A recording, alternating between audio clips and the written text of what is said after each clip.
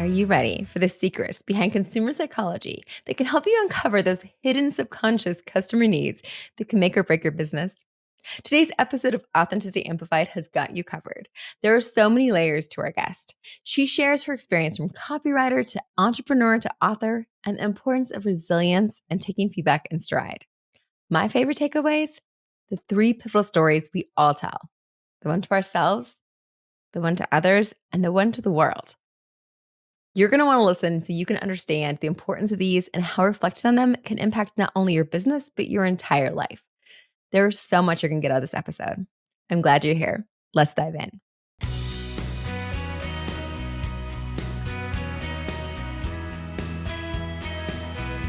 I'm honored to introduce you to Judy Tsuei, the founder of Wildhearted Words, who's done amazing work to elevate and empower companies to become industry leaders. She is the host of the powerful Cutting Edge podcast, Buck Saving Face, and the new queen of Kickstarter. Her book, How to Disappoint Your Parents in 10 Shameless Steps, which you're going to want to read. It sounds amazing. Reached its goal in just over 24 hours and is honored as a project that we love by Kickstarter. So it's still up and reaching even more of its stretch goals. So it's very exciting. She's a Tory Burch Fellow. She has a list of honors that is very long that you're going to read all about in the show notes. But we're going to have this time to listen to her and learn from her and connect with her and learn about the amazing stuff that she's doing to help elevate women of color and their voices and their wonderful work as founders and businesswomen. So thank you so much for being here today with us, Judy. Thank you so much. We've been circling around each other for quite some time, and now we're here. I know. I love it when the circling finally actually lands. Yeah. But it is evidence that the work we do does lead us into the places and the people that we want to be connected to, which is kind of exciting. Absolutely. Yes. Yeah. And that you'll find your people and that divine timing. And, when it's the right time, all these things will unfold. So for sure. I love that. And the timing, it just all comes together. I love it. So we always kind of start with an icebreaker, get to know you a little bit question. Mm-hmm. So the thing that I would love to learn a bit about you is, tell me about a time in your career when you felt the most valued and the most excited about your work. I mean, from recent memory, I can share that this Kickstarter, while it might on the surface seem to be like it was a year in the making or something like that, it was actually probably over a decade. And I remember this now because I reached out to different people on Facebook to let them know that this campaign was live. And one of the women who responded to me, we had known each other when I was living on Kauai. That's where I gave birth to my daughter. And she is a famous couture designer. Her husband's a famous photographer. He's in his 70s. She's in her late 50s. And she wrote me back and said, I remember when you were talking about this project when we were living on island. So my daughter's now 9. Aww. And so it's been like almost, and so I met them before she was even an idea. And so it was at least a decade. And that to me was such a huge moment of validation because this woman, her name is Luda, she also said, isn't it interesting how we underestimate how long projects can take and that to bring these creative works into the world? And she was so supportive. She's like, I'm grateful that I'm excited that you decided to take this position with the book in terms of having it be memoir, prescriptive, but also since it's called How to Disappoint Your Parents in 10 Shameless Steps, there's some levity involved and some humor. And so she's like, it doesn't have to be this hugely serious thing, but coming from one very proven creative artist, it just meant so much to me. So I'm very, very grateful for that.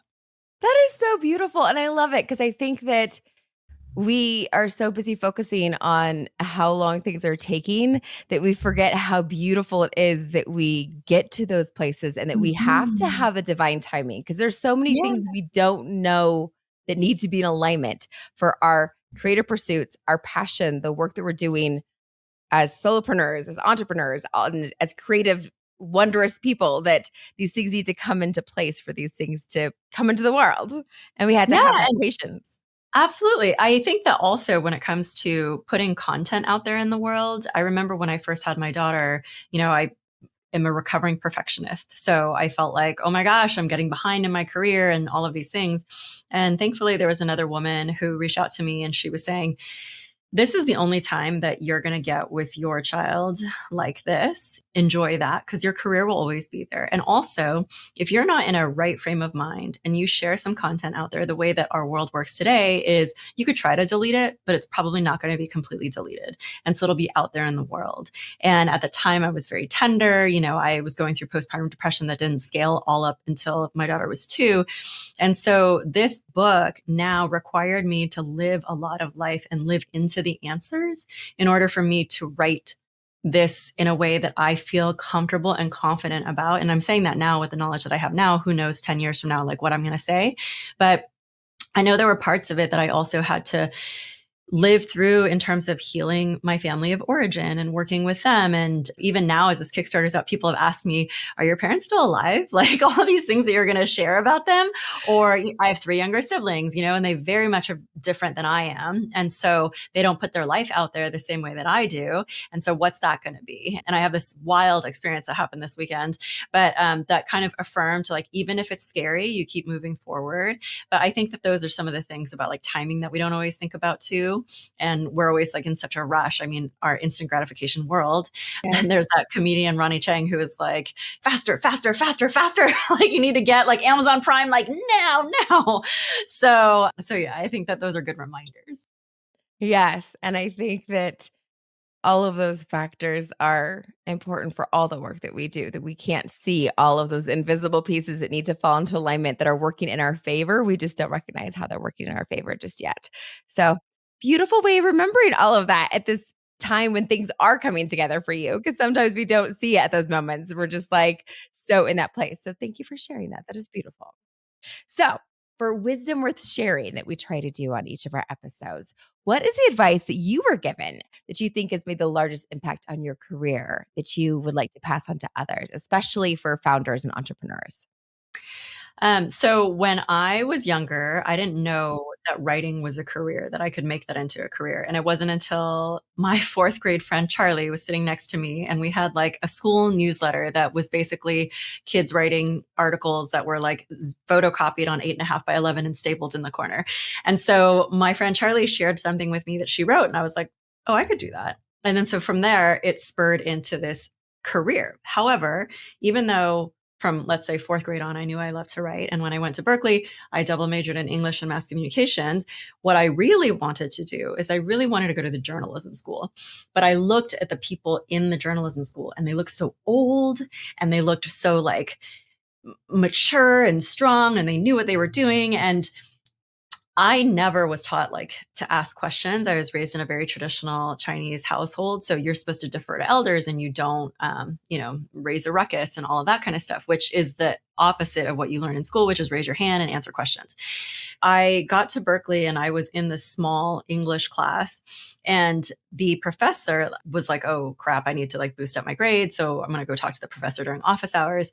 And he said to me, why didn't you ask these questions in class? And I'm like, what are you talking about? And he's like, these would have been really helpful for the other students in class. And I had no idea that like my curiosity or my not knowing something that could be of service to someone else, that I could use my voice and ask a question and it could help us all learn.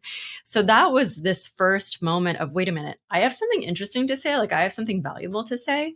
And then because of that, I began to ask questions. And while I didn't apply to the journalism school, because it was still a life skill that I was beginning to strengthen and learn, I have since made an entire career out of interviewing people. And at first it was in the editorial world. And then it moved into having my own business and interviewing clients.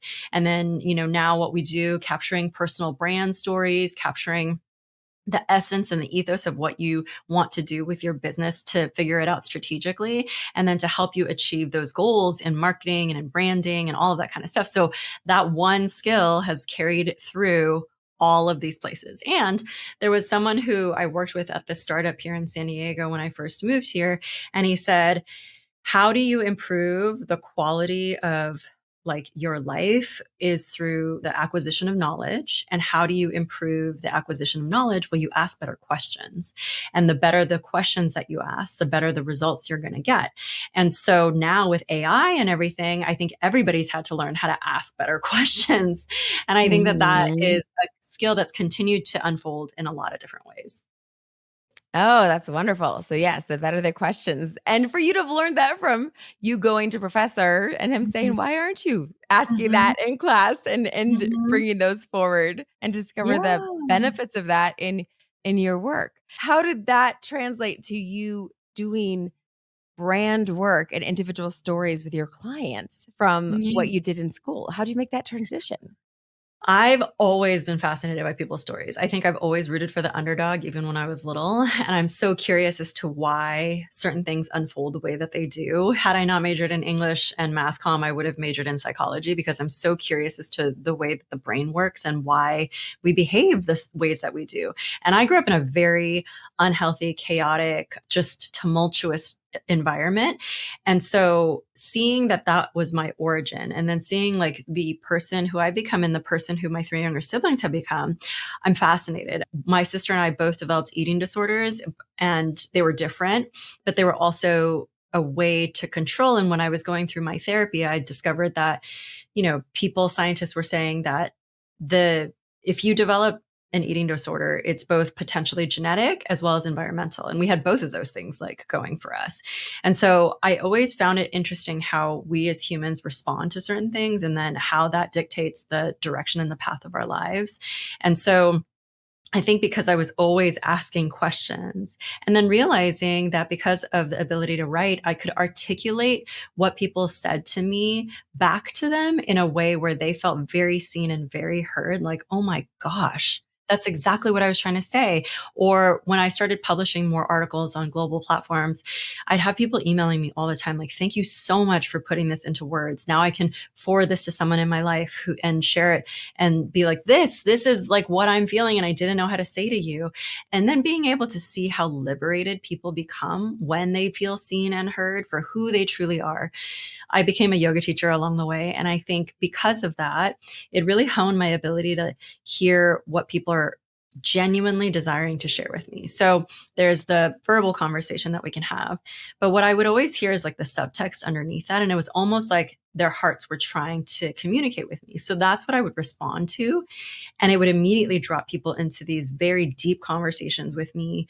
And being able to have that part of you articulated back to you. I mean, the amount of times that people have cried and felt such relief and then felt so much more confidence to go out there and achieve their dreams because now they had the words and the branding and the marketing and the strategy and the game plan to go do that.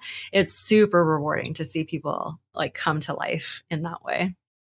Yes, and a big part of marketing and branding and messaging is clarity. And so Mhm. you're helping them to find that clarity. So that's Mhm. like a big important piece for them to know exactly which direction that they're supposed to be headed. So did you Yes. start with a company or did you start out on your own from school or what was your path? No, I lucked out into this job as a copywriter in a high-tech advertising agency. And then from there, took a sabbatical actually over the summer and went to travel in Europe because I didn't do that when I was in college. And so my job was so gracious in letting me go do that. When we got back, the high tech bust kind of happened and I would find different jobs and I realized freelancing was an option. I also started to realize that as much as I wanted to fit into the corporate world, I'm not built for that. I don't like people telling me where to be when or like specifically what to do. And that's always been a part of my character since I was little. It's probably why I had so much strife with my parents because I could not like fit into what they wanted me to be. And so I continued to grow and explore different pathways that my writing could take me. So I became a travel writer at one point in time. I became all of these like an editor living internationally. And it was so wonderful to just be able to know that this one skill set could carry me through in so many different ways.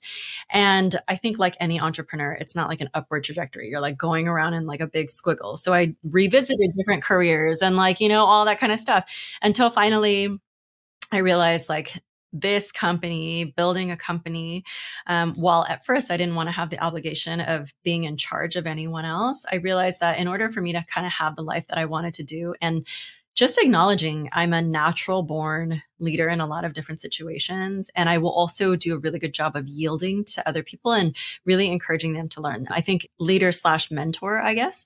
So I'm very lucky in that my team is built of a team of contractors. And yet, even despite that, and I hear a lot from different people, like how hard it is to hire the right people and all of that kind of stuff. My team has been with me for years and continue to advocate for me as much as I advocate for them. They're like, did you see this? I think this would be really good for you. And I bring them into, different folds of the company. And so they've all come to me because they wanted to be a part of whatever it was that I was building. And I just am so grateful for that. And it's turned out to be just a wonderful blessing. Like we bring the whole human. And I'll even say, like, I just got off a client call before we jumped on this. My team members were on the call, and the client shared at the very end this really beautiful affirmation that she said that she would kind of repeat to herself a lot for a long time. And it definitely touched all of our hearts that she was willing to share that with us, and that it came at the very end of the interview. Because I always ask people, is there something that I haven't asked you that you want me to ask? And I feel like it helps open up just kind of like, okay, well, we've established this safe space now, and now I can really open up. And so it changed the whole kind of trajectory of our conversation, where now we feel even more invested in working with her because she shared this very vulnerable moment with us, and it really brightened our days. And, and we're all coming from like different backgrounds too. So the fact that we all felt the same unified kind of vibe, it was really wonderful. Oh, that is powerful. It definitely helps to know that you're in the right place. And I love wild-hearted words. It's just such a beautiful term for your company and kind of what you're doing, and it just sums it up so beautifully, I feel like. Thank you. Thank you. Yeah, we're actually in the midst of like a rebrand right now. And so that's another kind of evolution, is learning how as a woman, and I think we get so many messages growing up of whatever roles we're supposed to play, Yeah. but especially me being from this Eastern culture that praises humility above all else.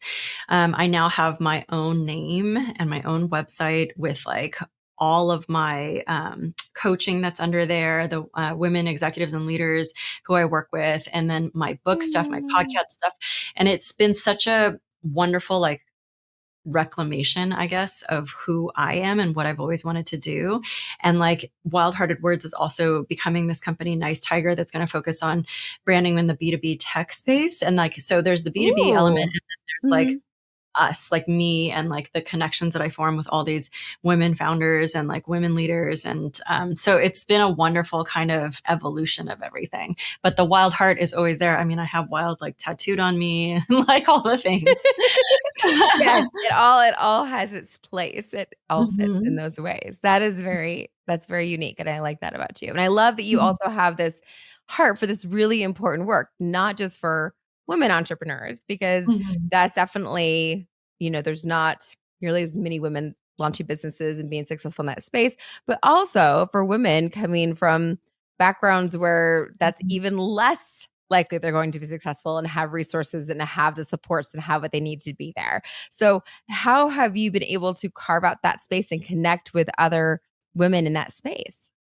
I think that it's been so interesting to watch individuals who I've talked to who just really tamp themselves down in terms of accomplishments and celebrations and all of that. And like people, when I'm talking to them, they're like, I don't know what to say. And within a 2 to 5 minute conversation, I can have a laundry list of things that you could be, shouting from the rooftops. And those are all your accolades and all of your accomplishments. And again, because I've always had the soft spot for the underdog, I think for women of color, especially, we've been taught a lot of deference and a lot of filial piety and being responsible for other people. And Eastern culture really praises like harmony among the group and the collective, and Western culture really praises individualism and independence. And so these two Mhm. deep core values that are very different.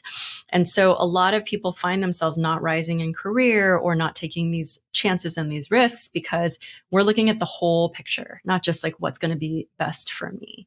And so I am aiming to help people bridge that and to break free, because if we don't speak up and understanding, like, we're not coming at the same starting point as a lot of these other people. And it's really to the detriment of our mental and emotional wellness to think that we're failing somehow when that person seems like they can achieve these success metrics that we just can't seem to get to, or like that are so much harder or whatnot. And so I think it's important to have that open and honest conversation and to shift our mindset around it so that we can amplify ourselves and we can do it in a way that's culturally sensitive, that feels resonant with us, that feels aligned, and then to build a life that we really love. And I think that when I was working on my book too, like that was part of why it took so long, was just I had to figure out a way where I can reconcile all these different parts of me. And it wasn't just like I was just going to tout this side and have that be me, because I think that wholehearted identity is so important. And yes, we all want to be seen and heard. We've heard that with like Brene Brown and the sense of belonging, but even more rewarding is to be seen and heard for who you truly are. And like that is unlike anything else. When you get to be accepted like that, it's unreal. Yeah, and to not feel like you have to deny part of you to fit into other Mhm. places, and to be able to Mhm. find a way that you can, and that takes so much energy and so Yeah. much of you to figure out, like, how can I have all of this, and how can I make this Mhm. all work in this space and still be true to who I am and to all these parts of me. And that takes a lot. And I think that, yeah, you talking about your book coming out and your family and how those pieces work together is a big part of that story, right? Yeah, I think that for a lot of us, we live in an either or space. I think it's Mhm. easier in life in general to think that it's black or white. It's really hard to be in the gray. Yes. But instead of the either or, can we have the and conversation? And the and, I think, is also something that we learn in like sales or negotiation. We learn like yes and, or in even comedy, that like, when you're doing improv, it's not a but it's like a yes and having conversations with the people who you love when you're having a challenging conversation. Yes, I hear you. And, so can we allow for that? And usually it's not the most comfortable place to be. And Yeah. so can we be there? Yes. And that's something that I my latest attempt with that terminology is to say that a lot of people live in black and white, and then we talk about that gray, and I'm trying to live in technicolor. I'm trying Yes. not to like it's not just black and white, and the gray is like Yeah. the gray is not strong enough to try and say what we're trying to infuse all the colors in between. And so Yeah. there's so much more here that everyone's trying to ignore and tamp down, but there's a whole spectrum of color between black and white, and that people are just Yeah. trying to muddy it down, but it's very, very, very complicated. Yes. I think Yes. my fun joke with my family is that everyone in my family believes that I'm always siding with everyone else and against them, but I'm not siding with any of them, and they're all mad at me. Oh, Like, that's that's so what they don't funny. understand, right? Because that's what people think, is that all the time it's like either or, either like you're Mhm. for me or you're against me. I'm like, no, I'm Mm, just sitting here like listening and taking in and being a sound resource for you, even though you can't see that. And so you mhm, think that because I'm not 100% agreeing and doing this and thinking anti somebody else, that I must be like on their side. No, I'm just sitting here in the middle. I'm in all these beautiful colors in the middle and not going over to the black or white where you want me to be. So mhm, I'm just sitting here in the middle with all mhm, the colors. mhm. So yeah. I love Yeah, it can be yeah. very complicated. So yes, Mhm, so I love this, and I love that that piece that you also managed to do a great job with your work of having authenticity about who you are, and having that with your brand. And you're kind of even talking about that with you putting yourself in your brand now, mhm. and that being this leap of doing that a little bit. So can you talk for everyone listening who is a solopreneur, a founder, like how do you walk that line of putting yourself in your brand and do that in a way that feels safe and feels good but also feels authentic? Such a great question. I always tell people when we're helping to work and build their personal brands that everybody's going to have a different comfort level. And even when I was teaching yoga, I'm like, be at your growing edge. That's where you're going to continue to learn and evolve and continue to expand. But we don't need to be looking at somebody else and comparing our insides to their outsides and thinking like we're doing something wrong or anything. And even in marketing, people are like, I don't have time to be on all the social channels. I'm like, you don't have to be on all of the social channels. Like, what is going to be most effective for your business? That's where we're going to focus, if at all. Some people aren't on there at all. They have a robust email list. There's so many other ways. And I think being in that abundance mindset is like a great start. And then knowing yourself really well. If you're going to be a founder, I often say it's the best personal development journey you could have ever signed up for, because you're going to hit highs and lows and pivots and curves and all of that. And so you've got to know how you're going to respond to something. And it was helpful for me to learn that there's a difference between a response and a reaction, and a response is much more thoughtful. And at the same time, also, this yoga teacher said it to me when I was watching this like class, and he was saying, you might not be responsible for your first thought, but you are responsible for your next one, which always like was kind of like that grace that we have, because there's so many things that are patterned into us. And it takes a lot of diligence to like be on it all the time, but like give ourselves some space and grace. And so once you know yourself, these are the things that are important to me. These are the things that I could talk about all the time. These are the things that are no-go. Some people don't want to have their children's pictures online at all, ever. And then some people, like, that's their entire life, is like talking about their role as a mom. So it also is helpful to understand what are your goals and objectives. Some people want to build a platform. Some people want to be a thought leader. Some people want to generate more sales, and what's going to help get you to your goal. So you're not just doing it willy-nilly. We all have like lives that we should be living outside of the screen as well. And then I think at the end of the day, I've always said that from the beginning of time ever after, there will never, ever be another you. So be wildly you. Be whoever you were born and destined to be. And I think that that's also a continual journey. We're going to figure it out as we go. But that is where I think the greatest opportunity for authenticity comes from, is like what lights you up, what brings you to life. And then also, again, I always tell people, I hope you don't get to a point where you suffer from vulnerability hangover, from, feeling like regret that like you shared something out there in the world that you didn't want to share, again, because I think I was advised early on, like, you can't pull that all back. So being mindful, I think, is really important. And there are other people who've encouraged this understanding of, if you're going to share it out there, is it going to be helpful? Is it going to contribute in any way? And it can be controversial, that's fine, but is it going to be helpful?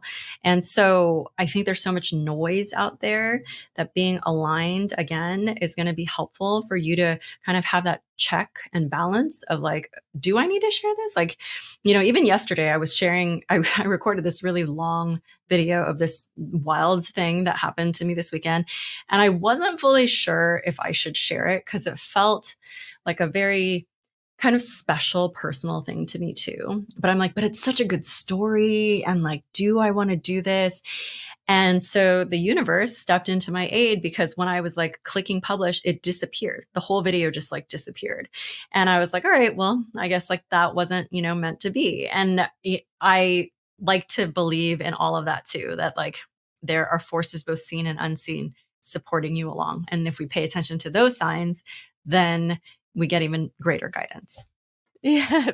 No, there's been more than once where I've had something that didn't keep working out. I'm like, you know what? There's a reason this isn't. Yes. Yeah. In fact, when I was trying to buy plane tickets for a trip and it kept not going through, and then it turned out we couldn't take the trip. So it was like a good thing I hadn't spent a bunch of money on plane tickets Yeah. when we couldn't actually go. So yeah, sometimes those Mhm. weird little things happen, and it's like, Yes. don't push it. Just Yes. trust there's a reason it's not working. Don't push it. Yes, there's times you just need to say, there's things I cannot see here, and I just need to let go and be good with it. So, yeah. Mhm. No, that's a really good piece of it, because I think I am a sucker for a good story, and I know it's a Yeah. good story, but, like, the value in it, and Yes. if somebody else needs to hear it and things I'm not seeing that maybe don't need to be shared, I'm just like, "This is a good Yeah. story," and like, yes, Yeah. I'm like you, I'm a sucker for a good story, and I don't always think through those other pieces. Yeah. Yeah. Exactly. And protecting ourselves, like that's important. Yeah, exactly. It's not till later to think those things through. So that is very helpful. I really like that. And I think that that balance is something we each need to figure out in our figuring out how those things fit together and that alignment, I think, is a Mhm. really valuable piece to have us each think through how those Mhm. pieces line up. So if Mhm. people are trying to figure out how they can do more with their messaging, like what is your first line of advice for them on how they can improve their messaging and getting themselves out there more with their business? I always say that emotions sell and facts tell. And when I say emotions sell, I'm not like air out all your dirty laundry and like that kind of thing. But being able to connect to your consumer in a meaningful way, especially since you're unlikely to be meeting with all of these people. But if you can connect with them on that emotional level, they will remember that so much more than a fact that you tell them. And so usually emotions come from like the stories that we share too. Like think about when you meet your friends and, you're out for coffee or drinks or anything like that. Like, what are you guys talking about? You're talking about stories. That's what we're always doing. And so our brains remember stories and they're really powerful if you can show transformation in them as well. So I think it always starts with understanding who you're talking to. And while this is probably counterintuitive, the more specific that you can get of who you're talking to, the more it's actually going to resonate with more people. So every time that I've gotten very specific with my storytelling, that, in my life, this is what happened and this is what unfolded. Everyone's from every background, every age is like, yes, that's happened to me because I'm tapping into a core emotion. It's not about like the actual scenario. And so I always love, again, psychology and consumer psychology, especially if you're running a business and you want to market so that you can sell and all of that kind of stuff. If you can identify what your client or potential customer is thinking, and there's different levels of things that they're thinking. There's a thing that they're willing to talk to somebody about. It's like, you have coffee with a friend, you're willing to like talk about this problem. There's a thing that they're unwilling to talk about, but they are aware that it's a problem. Oh, I'm having problems at home in my relationship and I don't really want to talk about it right now, but like I'm aware there's a problem at home. Or there's the problem that they're not even aware of. And if you can articulate that problem, that's when you've really got them, where they're like, "Oh my God, I didn't even Ooh. realize that's what I was thinking, or that's what I was struggling with, or that's what the problem was." And if you're the person who can identify that for me, then you've got my attention. It's gonna start building that trust. And then if you have a solution there, it's gonna build the solution too. So, I think that those are kind of things that are helpful to think about when you're crafting narratives. I love that of getting to that level of Mhm. identifying something that is that unique. They're like, yes. I had a conversation today. That's exactly what happened. They got so excited about what I said, and that's exactly what happened. They're like, I didn't even know that was what was going on. So yes, yes, those are the fun Exactly. ones when you tap into those Mhm. pieces. Like, yes, that is what is happening. Yeah, Mhm. that is very fun. I love that, and to find those ways of bringing those out and telling people. For I like sure. it. It's very helpful. I love it. Thank you. I like you have some good little nuggets of wisdom. I love that. Little nuggets. Yeah, yes, little nuggets. Yes. So we've been talking for a while. It's hard to believe we've been talking Mhm. this long. So getting to exploring authenticity. Do you have someone in your life that you feel lives really authentically? My daughter for sure. She's 9, and she will tell you straight up what she prefers, what she does not prefer, what she likes and what she does not like, what her feelings are in the moment, and then she will also take responsibility for her feelings afterwards. She'll go cool off if she's, like, had a moment, and then she'll come, like, make things right. Yeah. She's very and, she is very comfortable with herself so that I've tried to encourage she's biracial, and I've tried to encourage her to really honor and own, the Asian side of her as much as the Western side of her, like the Caucasian side of her. And so she's been able to speak up about it, to defend and acknowledge when she feels offended and like all of these kinds of things and things that I was never able to do at her age. And so it's really amazing to watch. And I was like, "Hey, like, will you do this?" And she's like, "No." I'm like, "Why?" And she's like, "I don't want to." And so, I appreciate that she's open and honest and will come to like compromises and stuff like that. But I appreciate that she will speak her mind. That is incredible. I love that. Yes. And when I think of people like, yeah, I think you're somebody who's very authentic. So I feel like you're giving her that example is probably what has enabled you at such a young age to be able to do that. And you're honoring of that. Because again, Mhm. you might have had parents who wouldn't have been as Yeah. understanding and Yes. honoring of that. And Yes. For sure. there's probably a few parents listening who would probably not be as honoring Yeah. of that. Mhm. Yeah. So it probably also Totally. helps that you're able to Yes. be in a space that you can honor that as well. So that's awesome. Yeah. Yeah. You can see that and honor it. That's awesome. I love that. That is great. So in our real world application, what is one thing from our conversation today that you think that is the easiest for somebody to be able to implement in their work and to be able to do to apply to their business? I think that, well, one, asking questions for sure. But I also think, I've had to learn how to not take things personally for a long time in my career because being a copywriter, you're writing not for yourself, you're writing for the client. And if they don't want it and they don't like it or they want edits, like you can't get attached to that. And so I think it's great when you have the power of the pause and just check in with yourself. Like if you, again, find yourself reacting to something as opposed to responding to something. I think that like just the more that we know ourselves, then the more that we can show up in our worlds and our businesses in the ways that we want to. And I always say that there's three key stories that we're telling ourselves. So there's the story that we're telling ourselves, and that creates our mindset. There's the story we're telling others, which starts to create the relationships that we have and the community that we have. And then there's the story we're telling our world, which is what our branding and our business and our marketing is all about. And so getting really clear on what those stories are that you're saying really helps, and giving yourself an opportunity to like look at it from a different perspective too. So I would say in neurolinguistic programming, I'm a NLP coach and getting all certified and all that kind of stuff, but understanding the way that your brain works, all of our brains. So there's so much input coming to us at any given second. And there's millions upon millions of bits of information, but we can actually consciously only process 126 bits of that. So imagine that you have millions of toothpicks that have just been like tossed on the ground, and you pick up 126, and that creates your reality. If you were to drop that 126 and pick up this 126, that's a different reality. And so that's what our minds are doing all the time. And it's usually doing it in the groove that we've already created because it's the most seamless way to go about life. But if we could just be curious and like move and pick up a different 126 bits, or, whatever interactions that we're having, being curious of like, what's a different angle that we could see this, I think there'd be much more compassion and empathy and patience in the world.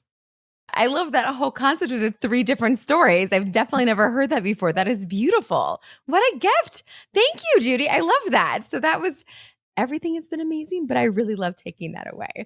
And we're going to have, so if you're a subscriber on Apple Podcasts, we're going to get even more up close and talk a little bit more about some marketing tactics, avoiding burnout, because I don't know how Judy has done that.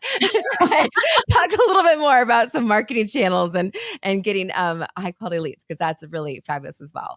But I really want us to make sure we know how to keep in touch with you. What is the best way to reach you? You say you're going through like a transition with websites. So what's the best way for us to be in touch with you? So if you go to judytsuei.com, and that's JUDYTSUEI.com, you'll find all the coaching stuff. You'll find the Kickstarter campaign for the book. So if you want to pre-order the book, you can do that. You can find the podcasts there, and, all the personal branding and types of different services that we offer. So that's a great place to start. And I'm really active on LinkedIn, and you can find me by my name.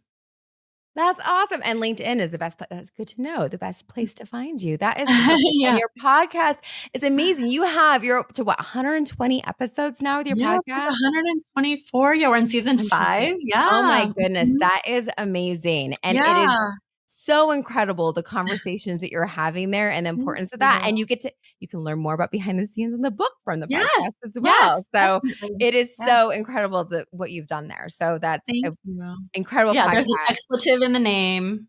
Fuck saving faith, an asterisk. Yeah. Mhm. Yes, but I love it because I think that name, if you fuck saving face, is just very clear Yeah. about what it is. Yeah. Like it's Mhm. very like, forget that. Mhm. We're gonna be Mhm. real here, we're gonna be authentic Yep. here, and we're gonna very much give support to the right Yeah. things and be real here. So I Yeah. think that's a Totally. very, very accurate title for it. So that's fabulous. Thank Yes. you so much. This has been so Thank valuable. It's been a great you. conversation, and I'm grateful that everyone gets to know you a little bit more and get connected with the wonderful things you're bringing to founders and to women entrepreneurs and just bringing to this conversation because you have a lot to offer. Thank you. Thank you so much for the opportunity. Thank you. Yay.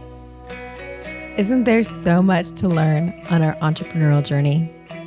Thanks for spending time with me here on Authenticity Amplified. Be sure to hit that button to follow or subscribe so you'll be alerted as new episodes are released.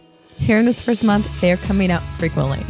If you are a solopreneur and want to get to be part of this podcast launch, we are doing a fun activity with authentic business voices. And if you go to bit.ly/authenticbv, capital A for authentic, capital B, capital V as in business voice, you can grab a quick time to record your video with me and be part of this fun event as our launch. I'd love to meet you. Entrepreneurship can feel like an isolating journey. After all, 80% of small businesses are solopreneurs. That doesn't mean you have to do it alone though.